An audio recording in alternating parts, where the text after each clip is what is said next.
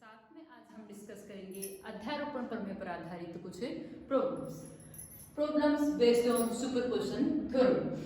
निम्न प्रॉब्लम हमारे सामने है। निम्न परिपथ में अध्यारोपण प्रमेय का उपयोग कर शाखा सीई में धारा का मान ज्ञात कीजिए। हमारे पास ये एक सर्किट दिया हुआ है जिसमें दो करंट सोर्स, एक 10 एम्पियर का और दूसरा 5 एम्पियर का दो करंट सोर्स दिए गए हैं और 3 यहाँ पर प्रतिरोध इस परिपथ में लगे हुए हैं। अब हमें अध्यारोपण प्रमेय को यूज करते हुए शाखा सीई में धारा का मान ज्ञात करना है। तो मान लो इस सोर्स की वजह से धारा सीई में, शाखा सीई में धारा का मान कितना है I1, और जो कि यहाँ पर डायरेक्शन ऑफ करंट ये है, तो इस वाली शाखा में फ्लो ऑफ करंट क्या हो जाएगी, ये वाली, ठीक है। और 5 एम्पियर करंट सोर्स की वजह से इसमें जो धारा प्रवाहित हो रही है मान लो वो कितनी है I2, और इसकी डायरेक्शन कौन सी होगी, ये। और फाइनल जो करंट होगी वो मान लो इस डायरेक्शन में है, उसको हम I नाम दे रहे हैं। तो अब हमें यहाँ पर अध्यारोपण प्रमेय अप्लाई करनी है। तो पिछले लेक्चर में हमने अध्यारोपण प्रमेय पर आधारित ही एक प्रॉब्लम सोल्व की थी, लेकिन वहां पर अपने पास जो सोर्स थे वो थे वोल्टेज सोर्स। यहाँ पर अपने पास इस प्रॉब्लम में जो सोर्सेज हैं वो हैं करंट सोर्स। तो अध्यारोपण प्रमेय क्या कहती है कि अगर किसी सर्किट में वोल्टेज सोर्स लगे हुए हों, दो या दो से अधिक वोल्टेज सोर्स लगे हुए हों, तो एक समय पर ओनली एक ही वोल्टेज सोर्स को एक्टिव रख के बाकी को इनएक्टिव रखेंगे और उस केवल उस सोर्स की वजह से अपन उस परिपथ में धारा का मान ज्ञात करेंगे। इसी तरीके से सभी सोर्सेज के कारण अपन परिपथ में धारा का मान ज्ञात करेंगे और जो परिणामी जो धारा होगी वो इन सब धाराओं के योग के बराबर होगी। तो वहां पर वोल्टेज सोर्सेज को एक ही टाइम पर एक ही सोर्स को हम एक्टिव रखते हैं, बाकी को डीएक्टिवेट कर देते हैं। तो वोल्टेज सोर्स को डीएक्टिवेट किस तरीके से करते हैं, मान लो यहाँ पे ये अपना वोल्टेज सोर्स है, तो यहाँ पर हम वोल्टेज सोर्स को क्या करते थे, शॉर्ट सर्किट करते थे, लघुपथित करते थे। लेकिन अगर हमारे पास सर्किट में करंट सोर्स है तो उसका प्रभाव वहां से खत्म करने के लिए, या फिर हम कह सकते हैं उसको डीएक्टिवेट करने के लिए हम करंट सोर्स को क्या करते हैं, वहां से ओपन कर देते हैं, ठीक है। तो स्टेप फर्स्ट में हम क्या करेंगे, स्टेप फर्स्ट में हम 10 एम्पियर का जो करंट सोर्स है उसको तो एक्टिव रखेंगे और इसको डीएक्टिव करेंगे। 10 एम्पियर सोर्स एक्टिव और 5 एम्पियर जो करंट सोर्स है उसको हम क्या करेंगे, डीएक्टिवेट।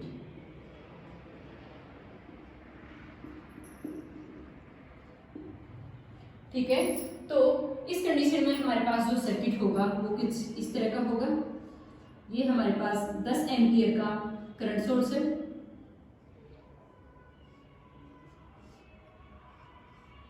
यहाँ पे हमने हमारे इसमें 2 ओम का प्रतिरोध लगा हुआ है और यहाँ 1 ओम का प्रतिरोध लगा हुआ है,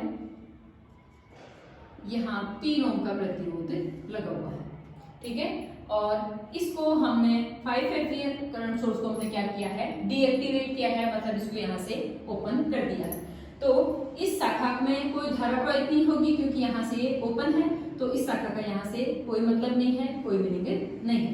तो इस सर्किट में हम देख रहे हैं कि 1 ओम और 3 ओम की जो प्रतिरोध है वो क्या आगे सीरीज में है। तो इसका हम अगर परिणामी परिपथ बनाना चाहें तो कुछ इस तरीके से हमें मिलेगा, 10 एम्पियर और यहाँ पर एक प्रतिरोध लगा हुआ है 2 ओम का, 2 ओम, ठीक है। और इन दोनों का परिणामी कितना हो जाएगा, सीरीज में है तो जुड़ जाएगा 4 ओम का प्रतिरोध, 4 ओम का प्रतिरोध। अब यहाँ पर हमारे पास जो ये सीई शाखा थी वो ये थी और इस शाखा में हमें धारा I1 जो कि 10 एम्पियर करंट सोर्स की वजह से है वो ज्ञात करनी है, ठीक है। तो इस शाखा में हम धारा का मान ज्ञात करने के लिए यहाँ पर करंट डिवाइडेशन रूल काम में लेंगे। तो करंट डिवाइडेशन रूल क्या कहता है कि इस शाखा में जो धारा का मान होगा I1 वो क्या हो जाएगा, I1 equals to opposite branch, हमें इस शाखा में धारा का मान ज्ञात करना है, ऑपोजिट ब्रांच में प्रतिरोध का मान जो कि यहाँ 2 ओम है, अपॉन दोनों ब्रांचेस में प्रतिरोधों का योग 2 + 4 इनटू टोटल धारा जो कि यहाँ पर कितनी है 10 एम्पियर, इंटू 10। तो ये कितना हो गया 20/6 मतलब 10/3 एम्पियर। अब स्टेप 2 में हम क्या करेंगे, स्टेप 2 में 5A को एक्टिवेट करेंगे और 10 एम्पियर का जो करंट सोर्स है उसको हम क्या करेंगे डीएक्टिवेट। 10 एम्पियर करंट सोर्स को डीएक्टिवेट कर देंगे और 5 एम्पियर करंट सोर्स को हम क्या करेंगे एक्टिवेट करेंगे। तो हमारे पास जो सर्किट होगा वो होगा 2 ओम और ये शाखा सीई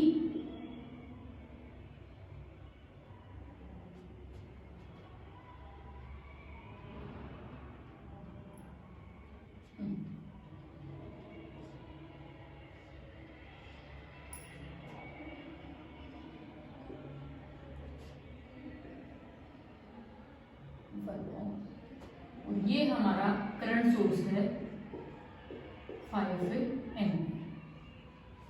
यहां से अगर हम देखें तो 2 ओम और 1 ओम का जो प्रतिरोध है वो सीरीज में है, तो हमारे पास एक परिणामी सर्किट आ जाएगा। टोटल कितना हो जाएगा 3 ओम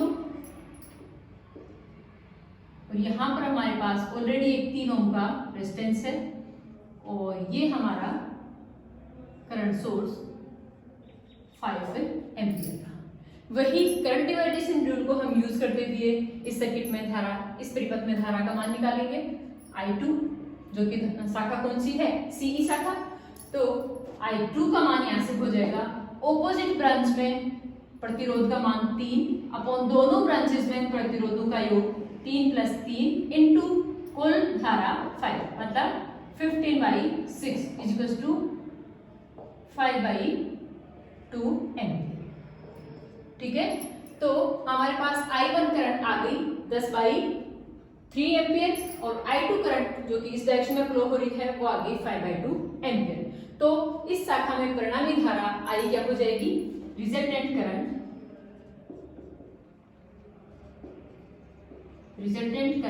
I क्या हो जाएगी I = I1 - I2।